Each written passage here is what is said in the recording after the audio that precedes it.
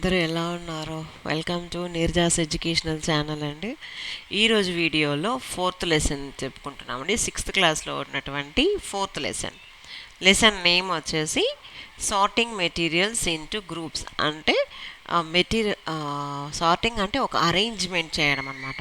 ఇవి ఒక side group, ఇవి ఒక సైడ్ గ్రూపు, ఇంకొక గ్రూప్, అట్లా మెటీరియల్స్ని అరేంజ్ చేయడాన్ని, గ్రూప్ వైజ్ అరేంజ్ చేయడాన్ని సార్టింగ్ అంటారనమాట.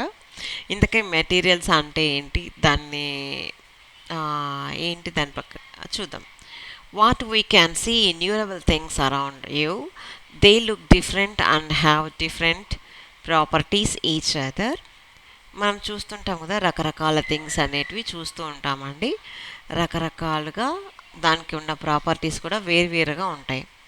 What are these things? Made of wood, the lead, which is a combination of clay and substance called graphite, and paint. Your eraser is made of rubber. Your book is made of paper, ink and glue.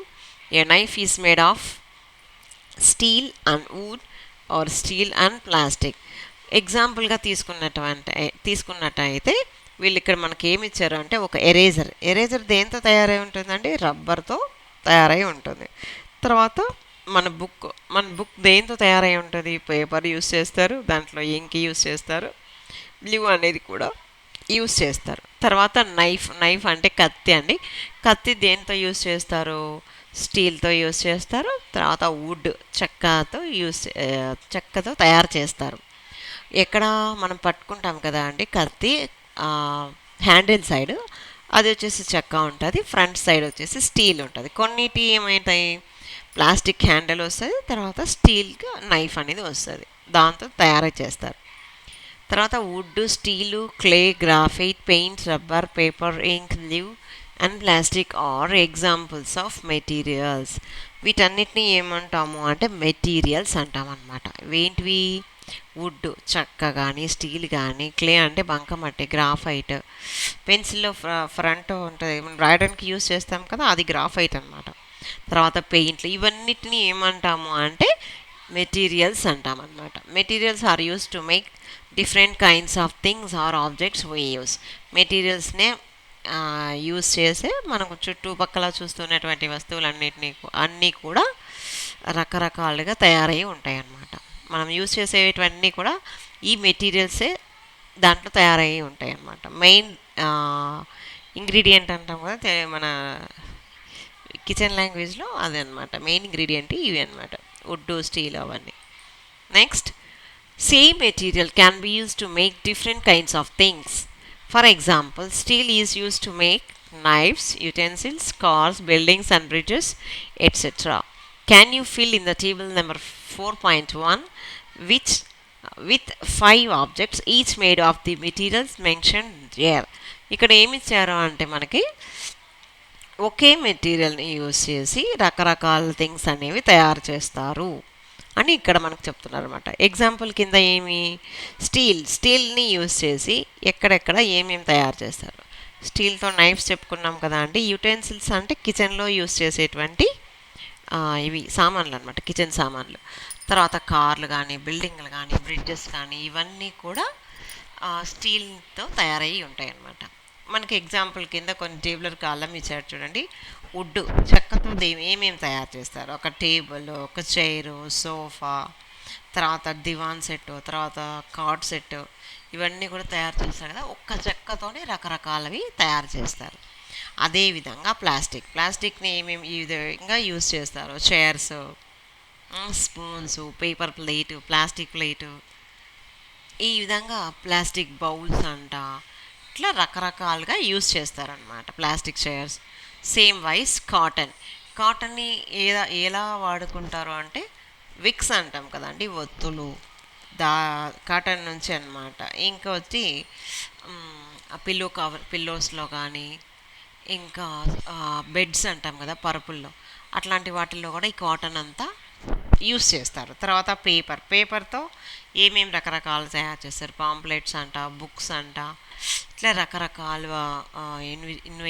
Invitation cards కానీ, ఇవన్నీ కూడా పేపర్తోనే తయారు చేస్తారు కదండి. ఆ విధంగా రాయాలన్నమాట.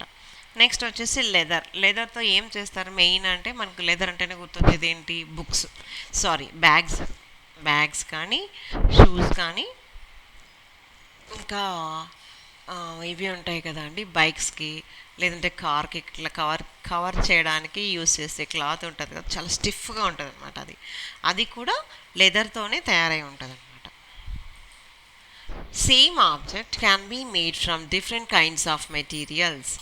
ఇంకొకటి ఇంకొక మెటీరియల్ ఇలాంటిది ఎక్కడ ఏమంటే ఒకే ఆబ్జెక్ట్ ఉంటుంది కానీ దాంట్లో యూస్ చేసినటువంటి మెటీరియల్స్ అనేవి రకరకాలుగా ఉంటాయి. ఏంటది చూద్దాం. For example, a tumbler can be made of glass, plastic, thermocol, ceramic or paper. Example కింద టంబ్లర్ అంటే ఏం లేదండి, గ్లాస్, మనం నీళ్ళు తాగుతాం కదా, లోటా అంటాం కొన్ని సైడ్స్. టంబ్లర్ అంటే ఒక గ్లాస్, నీళ్ళు తాగే గ్లాస్. అది ఒక గ్లాస్ చూసుకున్నట్టు ఏంటంటే అది ప్లాస్టిక్ గ్లాస్ కావచ్చు, తర్వాత గాజు గ్లాస్ కావచ్చు, థర్మాకోల్ రకంగా చేస్తారు. సిరామిక్ అంటే ఏంటి అంటే కింద పడిపోతే పగిలిపోయేది అనమాట, పింగాణి అంటాం మనం దానిని. పింగాణి గ్లాసులు, పింగాణి బౌల్స్, పింగాణి ప్లేట్స్, ఇలా రకరకాలుగా ఒక గ్లాస్ని తయారు చేస్తారు. గ్లాస్ అంటే మీరు ఇంగ్లీష్ గ్లాస్ అనుకోవద్దండి, తెలుగులో గ్లాస్ అంటాం కదా వాటర్ తాగేదాన్ని, అది అన్నమాట.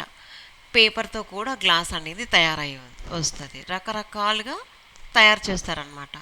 Can you fill in table 4.2 with other objects that can be made from different materials. Okay object ఉంటుంది, రకరకాలుగా తయారు చేస్తారు. సపోజ్ మనం భోజనం చేస్తాం కదా, plate.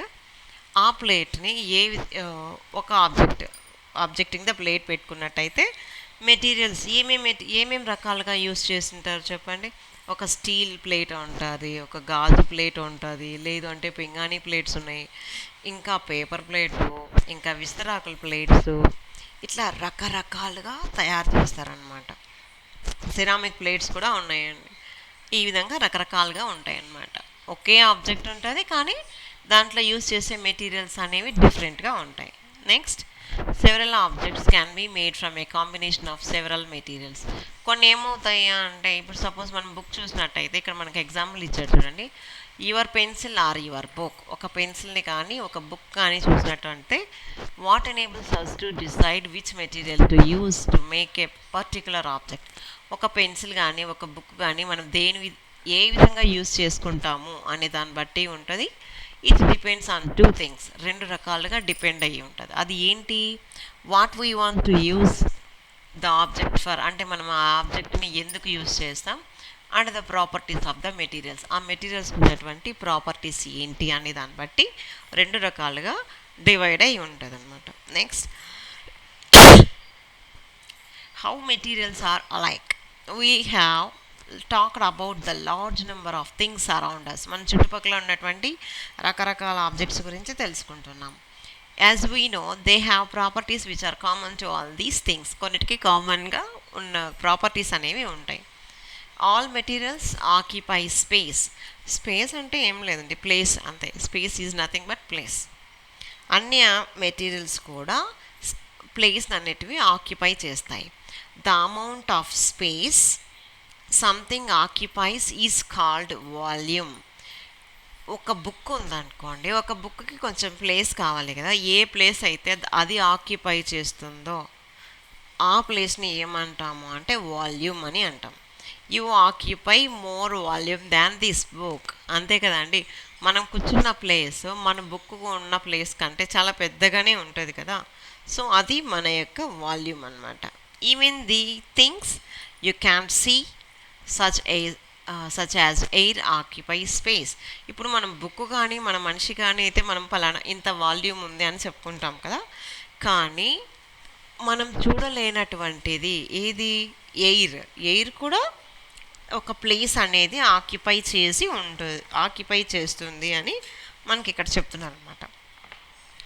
All materials have mass.